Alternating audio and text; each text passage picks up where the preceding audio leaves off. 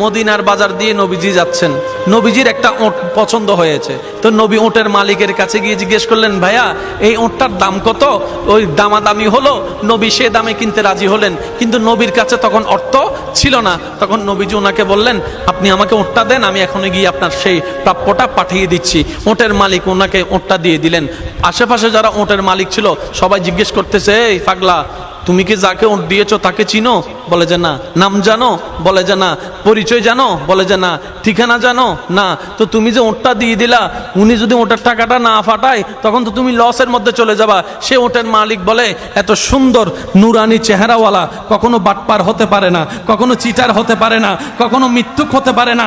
ওনার চেহারা দেখেই তো আমি ওট বিক্রি করার আগে মনটাই বিক্রি করে দিয়েছি, মনটাই বিক্রি করে দিয়েছি, মনটাই বিক্রি করে দিয়েছি। তোমরা যাই বলো, আমার মন বলে উনি আসবেই আসবে, টাকাটা পাঠাবেই পাঠাবে।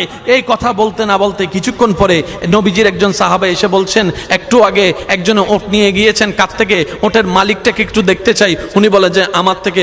তো উনি বললেন, আমাদের নবী আপনার থেকে ওটটা নিয়ে গিয়েছেন, ধরেন ওটের টাকাটাও দিয়েছেন, আপনাদের খাবার জন্য কিছু খেজুরও হাদিয়া পাঠিয়েছেন, খেজুরও হাদিয়া পাঠিয়েছেন।